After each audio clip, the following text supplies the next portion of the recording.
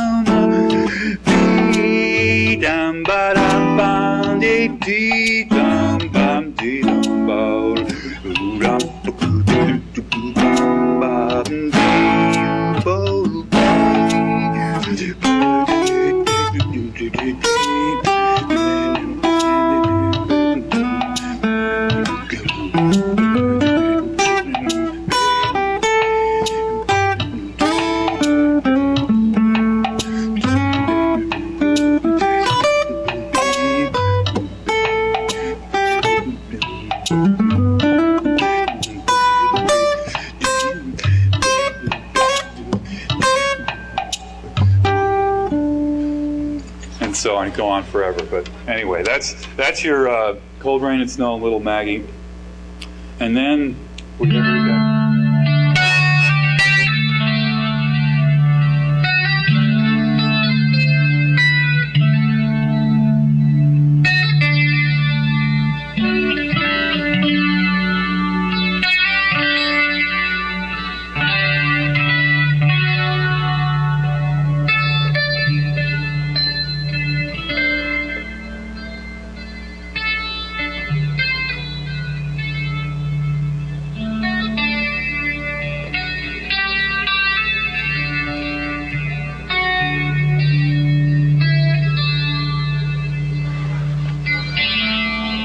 This is just an example of electric dulcimer. This is this same dulcimer with the pickup strapped on it.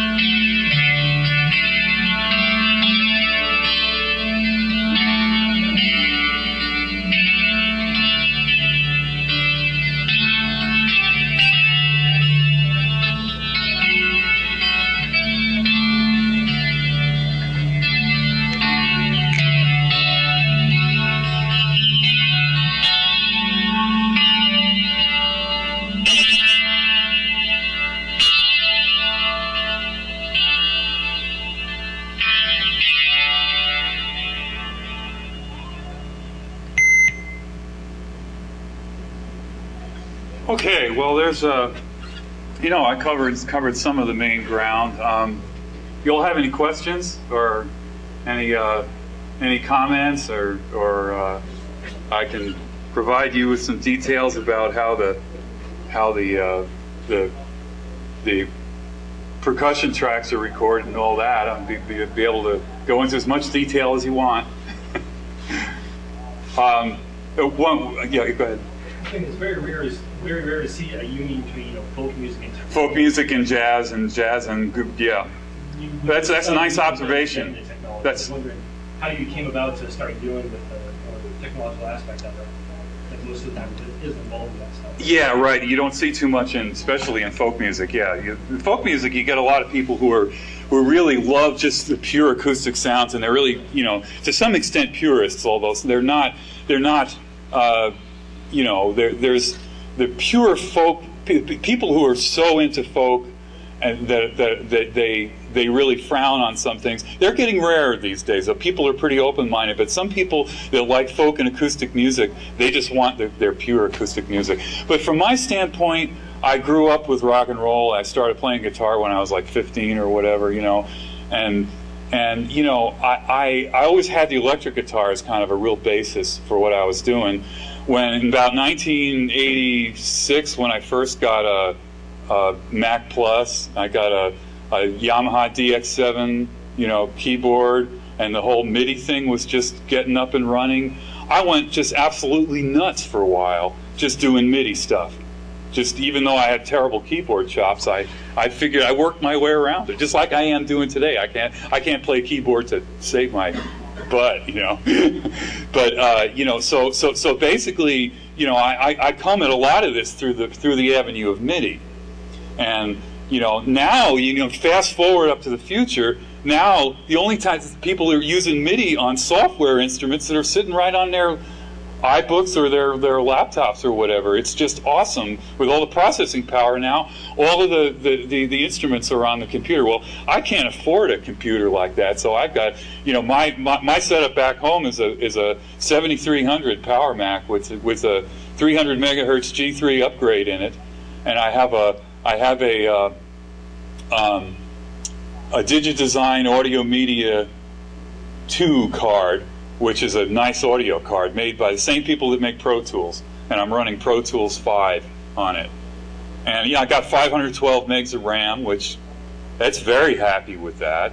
I've got a really just to put the audio on. I've got a hard drive that's an ultra wide SCSI card, one of the PCI. So all 3 PCI slots are full. I got a FireWire card so I can do my burning, FireWire burner. I've got the ultra wide SCSI card, and then the Audio Media 2 card. So it's all the slots are all maxed out, but it's really not that bad. I mean, what I need now to get more professional quality recordings is a good mic preamp.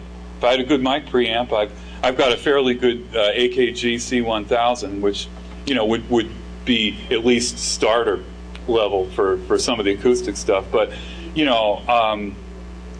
it's a good question about the interface with the technology, but it just goes on and on. I just weave in and out of of that stuff. Well, yeah, I mean, these instruments I build, this is going to flip people out. I mean, I build these with totally non-electric hand tools. The only power that I use is a drill. It's like a Black & Decker, hand drill, just because it makes things a little easier. But I just cut out with coping saw and, scraper blade, and I'm like an old world cabinet maker. That's how these things are made. They're made pretty much one at a time, and they're pretty high end. They're pretty pricey, and so the people who want these are ones that people who are stepping up to a high end. Dulcimers you can get for $100. They made in Asia now. They're just total firewood basically for the most part. And there's a lot of good hand builders that are charging $150 too. They make a pretty nice hand built dulcimer. So But I've also built some humbucking pickups right into them with tone and volume controls. But as they say, the cobbler's children have no shoes. you know, I don't have one for myself, so I just strap on a Bill Lawrence pickup. One of the nice things about strapping on the pickup is I can move it anywhere where I want. Back here, it gets a little bit more of the treble and the more colorful sounds, and up here you get the bassier, a little warmer sounds. So that's kind of nice. I don't have a tone control, but I can vary the location of the pickup. And you know, dulcimers are going through a tremendous revival. These things, there's a lot of people really playing the heck out of these things now. It really is pretty amazing. There's a guy named Steve Seifert who's just he's about 31, 32 now, but he's just mind-blowing what the kid can do. I mean, he's just phenomenal. But there's actually quite a scene of dulcimer players. Not many are as groove and pop oriented as I am. I'm kind of, you know, that's kind of, well, that's kind of my new thing. I'm more into that now than I have been in the past. But I've been just about everywhere with the dulcimers. Just tried to done everything that I could possibly think of that made any sense, or didn't make any sense, as the case may be. Microtonal, right? I made microtonal dulcimers or microtonal zithers in the shape of dulcimers with 31 frets to the octave and things like that. That's nice for academic purposes, and you know, audiences really they really like the idea of it, but somehow, huh? What is Microtonal is basically when you have, like, you know, you have basically on a guitar you have 12 frets to the octave. If I had 24, that would be considered microtonal. In other words, dividing the octave more than 12 times, you know, into 31 equal divisions of the octave is a very popular one and has some very nice intervals within it, and that's one of the ones I built. It's also a 19 tone, 19 equal divisions of the octave is nice too. How long does it take you to make? What, one of those? Yeah. Probably about a week. Probably, you know, about, it varies. It depends on the model and how much I'm putting into it or whatever. Any other questions or comments? Thanks for listening, and I appreciate your ears and thoughts. And like I say, I never know where any of this stuff is going, but it's the most important point is that it's a process, and the process changes. Music is more like a process than anything else, because, you know, eventually you got to sign off on a CD maybe, and you got to maybe have that CD produced and have some really wonderful graphics for it or whatever. But I find myself just continually pushing and just pushing and just pushing, and I love that feeling. You know, I guess a lot of the arts are about that. I mean, just keep pushing forward, and it's just in process. Well, you know, if you want, you can talk to me anytime. I'll be around tomorrow and stuff like that. And if anybody's interested in cascading style sheets, I'm studying for the past 2 or 3, 4 years. I've been studying very heavily, and looking forward to seeing Eric Meyer's presentations and stuff like that. But anyway, thanks for coming.